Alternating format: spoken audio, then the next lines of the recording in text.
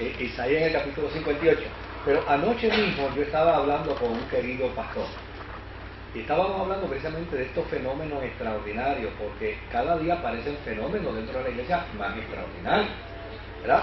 Y por ejemplo, un fenómeno extraordinario ahora es una gente que llegan a las comunidades de fe y son capaces de llamar a la gente por sus nombres, ¿verdad? Y no solamente son capaces de llamar a la gente por sus nombres, son capaces inclusive de decirle a la persona hasta el número de seguro social.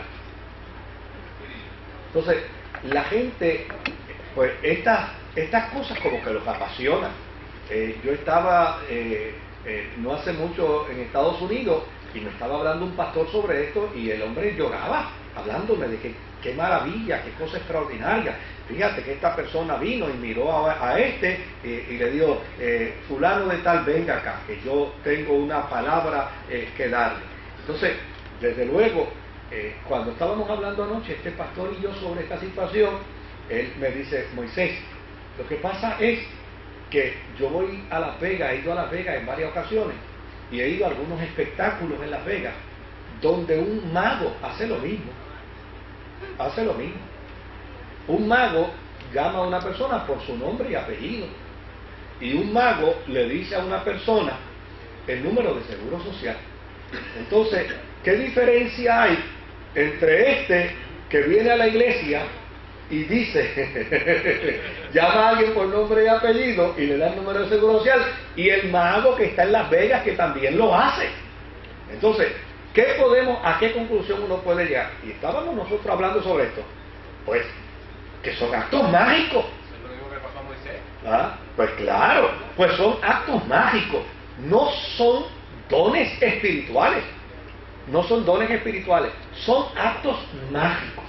Entonces, la gente invierte toda su pasión, invierte todo su entusiasmo, invierte toda su fe en actos mágicos. Entonces, si yo en lugar de traer al evangélico que llama por nombre y apellido y da el número de seguro social, invito al mago de Las Vegas para que venga aquí y llame a la gente por nombre y apellido y le dé el número de seguro social, ¿qué diferencia hay entre uno y el otro?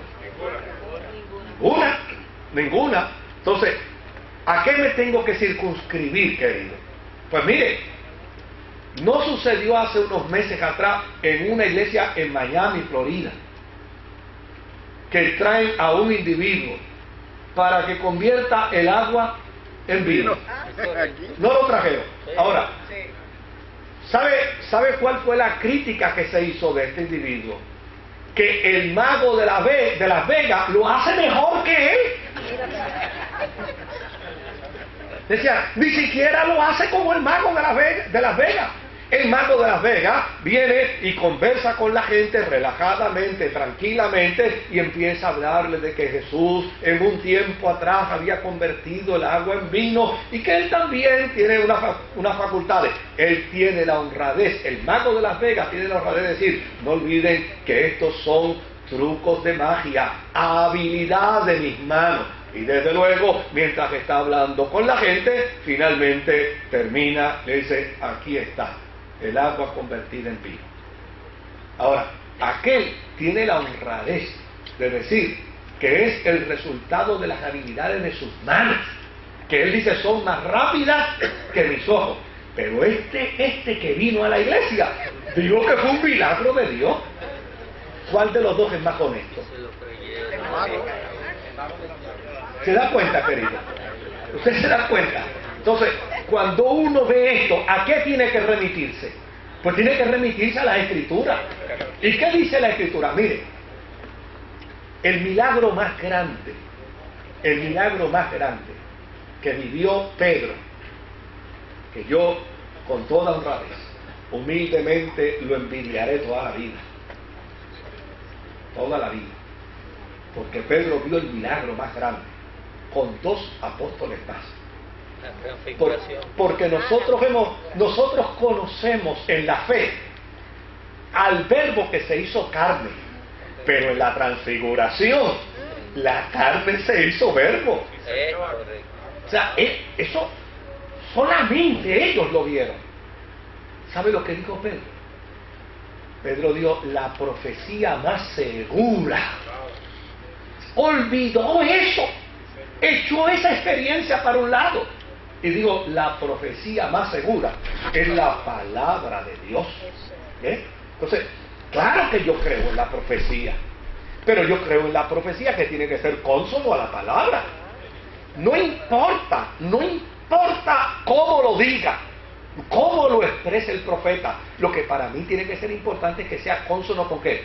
Con la palabra. Porque a fin de cuentas, lo que él diga cónsono con la palabra no es producto de él, es producto de quién? Del Espíritu. Ahora, si me viene a decir algo que no es cónsono con la palabra, aunque use lenguaje religioso, mire, en una iglesia cercana por aquí, hubo un profeta, vamos a camuflajear un poco la historia para que no, ¿verdad? Pero hubo un profeta que usó una profecía y ¿sabe qué dijo en la profecía? Yo Jehová cambio mi palabra. Y la multitud gritó amén y empezó a aplaudir. Pero allá había un valiente, que se levantó y le gritó, el cielo y la tierra pasarán, mas mis palabras no pasarán, dice el Señor. Y lo confrontó. Entonces, mire cuál fue el problema. Entonces, los que aplaudieron y los que vitorearon decían, no entiendo. Oye, ¿cómo tú no has entendido la Escritura? ¿Cómo tú no has entendido la palabra de Dios?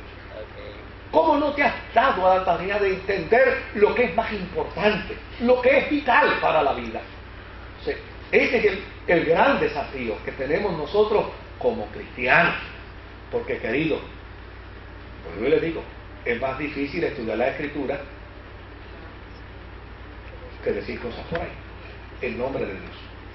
Entonces, claro, cuando digo Diego y no se pegó, entonces digo, no, es que ustedes entendieron mal. Yo quise decir Diego. Pastor, y el peligro de eso es que como hay tanta cosa de esta, hay iglesias que cierran totalmente. Y eso no, bueno, no puede ser así. ese fue uno de los grandes dolores que vivió la iglesia en la experiencia del inicio del Pentecostés, que yo creo que ha sido el regalo más grande que la cristiandad ha tenido. El regalo más grande que la cristiandad ha tenido es Pentecostés, pero hubo comunidades de fe que precisamente no pudieron manejar la avalancha de distorsión que dentro de la experiencia carismática empezó a darse. ¿Y qué hicieron? Se cerraron, dijeron, no lo queremos aquí. Esto no lo queremos, porque les asustó, les intimidó. Se asustaron, porque resultó ser que entonces se perdió de perspectiva la métrica bíblica, que es lo que mide todo lo que es la Biblia, todo lo que la vida de la iglesia se hace. Mire, lo que aparece aquí en Isaías 58, para decir algo, yo quería irme a las 9, porque yo estoy explotado, pero vamos a ver. Mire, lo que dice aquí Isaías 58 es una censura a la liturgia religiosa de Israel, que ha empezado después del exilio,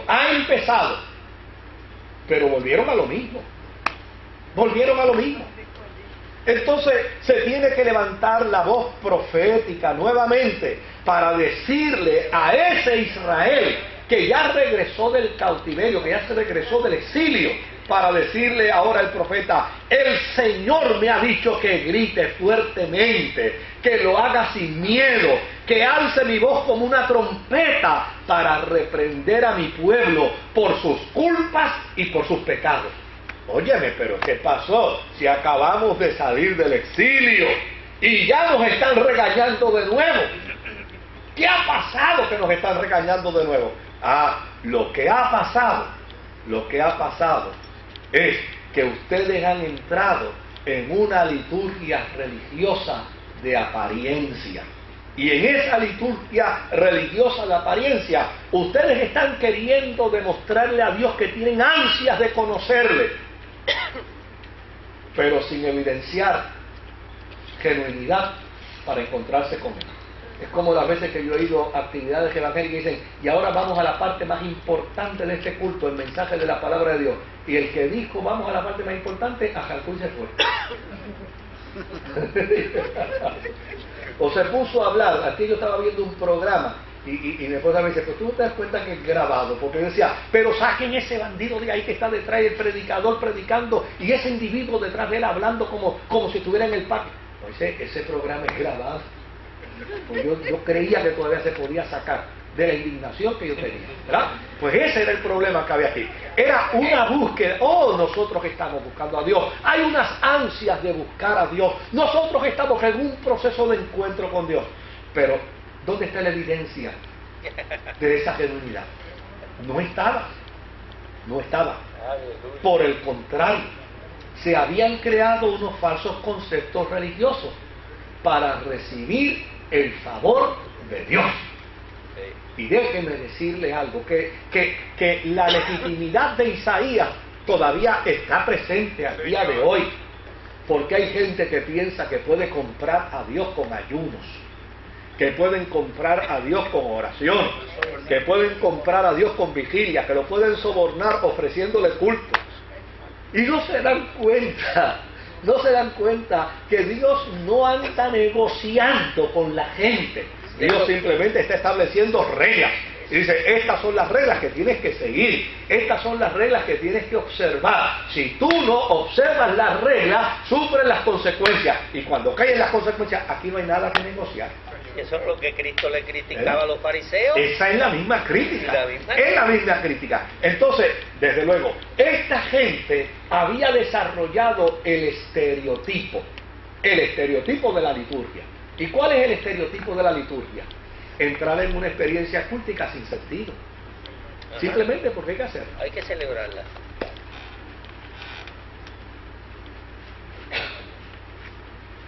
¿Se acuerdan la anécdota que le dije del pastor que lo mudaron a un templo nuevo, ¿no?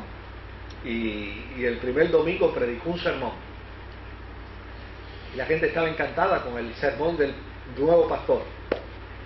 Y al otro domingo predicó el mismo sermón. Y gente dijo, bueno, puede ser verdad que a lo mejor como se está mudando y todavía tal vez no ha tenido tiempo para prepararse para el sermón.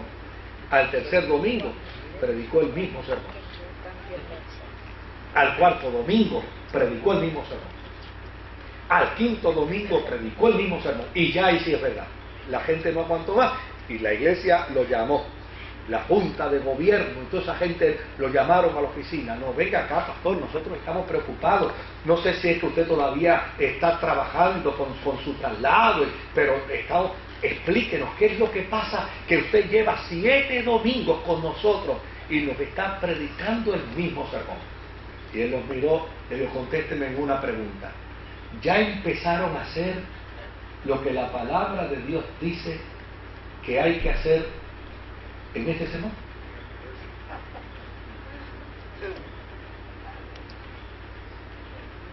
No.